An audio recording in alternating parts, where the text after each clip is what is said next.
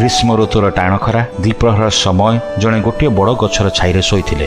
ସେହି ବାଟ ଦେଇ ଜଣେ କାଠ କଟାଳି ଆସିଲେ। ଶୋଇଥିବା ବ୍ୟକ୍ତିଙ୍କୁ ଦେଖି ଭାବିଲେ ଅଧିକ ପରିଶ୍ରମ କରି ଥକି ଯାଇଥିବ, ସେଥିପାଇଁ ଶୋଇପଡ଼ିଛି। ଏହା କହି ସେ ଚାଲିଗଲା। କିଛି ସମୟ ପରେ ସେହି ବାଟ ଦେଇ ଗୋଟିଏ ଚୋର ଆସିଲା। ସେ ଶୋଇଥିବା ଲୋକଙ୍କୁ ଦେଖି ଭାବିଲା ଏ ନିଶ୍ଚୟ ଚୋର ହୋଇଥିବ, ରାତି ସାରା ଚୋରି କରି ଏବେ ଶୋଇପଡ଼ିଛି। ଆଉ କିଛି ସମୟ ପରେ ସେହି ବାଟ ଦେଇ ଜଣେ ମଦୁଆ ଆସିଲା।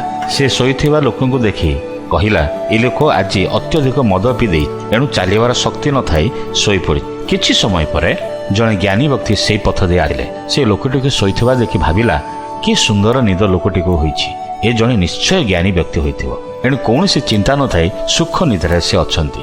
ଏହା କହି ତାଙ୍କ ଆଡ଼କୁ ଅନେଇଲେ, ତାଙ୍କୁ ପ୍ରଶଂସା କଲେ ଓ ସେ ସ୍ଥାନରୁ ଚାଲିଗଲେ।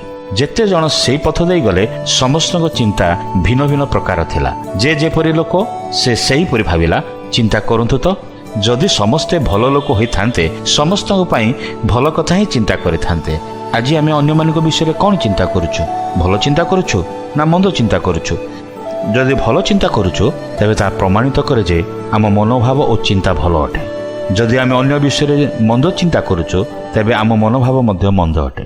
ପରମେଶ୍ୱର ତାଙ୍କ ବାକ୍ୟ ବାଇବଲରେ ଏ କଥା କହନ୍ତି, ଉତ୍ତମ ଲୋକ ଆପଣା ହୃଦୟ ରୂପ ଉତ୍ତମ ଭଣ୍ଡାରରୁ ଉତ୍ତମ ପଦାର୍ଥ ବାହାର କରେ, ପୁଣି ମନ୍ଦ ଲୋକ ମନ୍ଦ ଭଣ୍ଡାରରୁ ମନ୍ଦ ପଦାର୍ଥ ବାହାର କରେ, କାରଣ ହୃଦୟର ପୂର୍ଣ୍ଣତାରୁ ମୁଖ କଥା କହେ।